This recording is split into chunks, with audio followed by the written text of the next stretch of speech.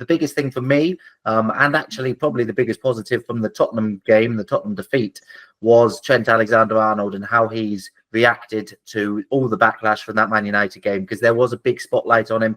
We thought maybe he would start against Tottenham and be rested against Accrington. As it was the other way around.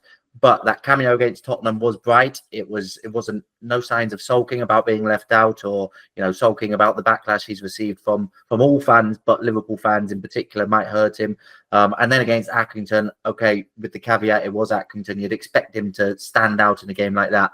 But another good, solid performance, great goal, obviously. And for me, probably the most pleasing thing was seeing not only how the fans reacted to him chanting his name as soon as he came on against Tottenham and then applauding him off, but how he also reacted to the fans, gave a big show of, applauding them all when he came off against Accrington in particular. So, that's been a good, positive, encouraging bounce back from Trent, hasn't it, after that horror show against Man United?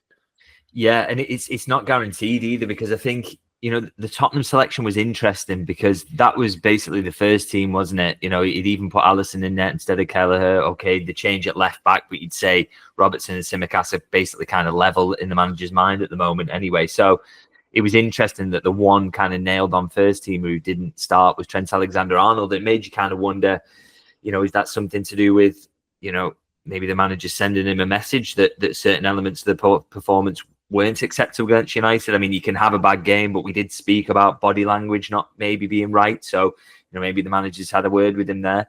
But then when he came on in that game, I thought he was absolutely fantastic. I mean, he nearly scores, very unlucky not to score. And just what he did for Liverpool, progressing the ball. He looked so much dangerous in the half an hour, more dangerous, sorry, in the half an hour when he was on the pitch versus the hour before that. And I think he makes 12 passes into the final third in that game, which only Van Dijk gets level with that. He makes 12 as well, but nobody else on the pitch gets anywhere near it. So, and that's with half an hour playing. So it just shows you how important he is for kind of progressing the ball and in those situations. And so I thought, great, really encouraging that he gets those 30 minutes under his belt and he looks like he shrugged it off. But I think Accrington was another big step as well, because as you say, I think, the home crowd being there and those being the ones who'd, kind of was getting a little bit of stick after the United game and during, sorry.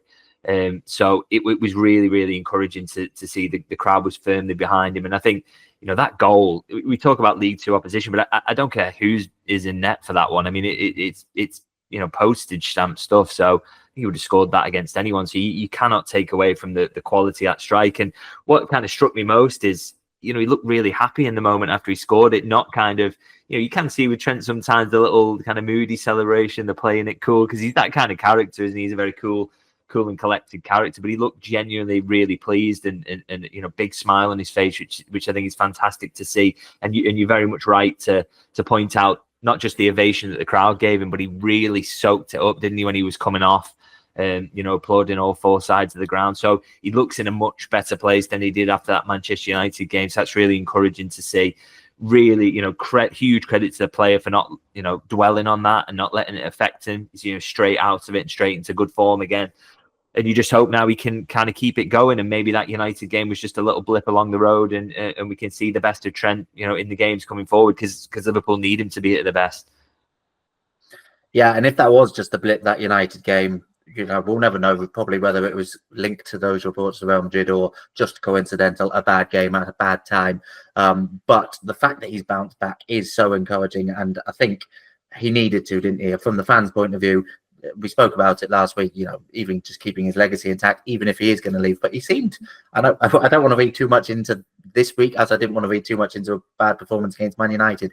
But as you say, his celebration, the amount he sort of delighted in scoring that goal, he seemed happy where he is, and he seemed like he is still sort of bought into the project, certainly at least until the end of the season, which you'd expect, but was under question after that United game.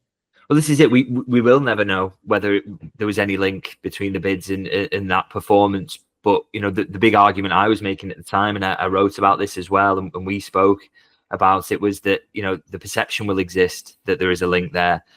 And therefore, the only way to kind of bury that is to either come out and say something or to make sure that your performances are always on point. And so over the kind of 90 minutes that we've seen over the last two games that he's appeared in, he hasn't allowed any sort of doubts to creep in there because he's just been performing brilliantly. So that's the job now. If he isn't going to come out and say anything, which it doesn't look like he's going to change his stance on that one. If he isn't going to say anything, then his job is to keep performing like that, and then there will be no kind of question marks over him and nothing kind of said, and hopefully no kind of toxic atmospheres like we saw in that Manchester United game. So yeah, that's the task he has now, is to kind of keep that form going, really.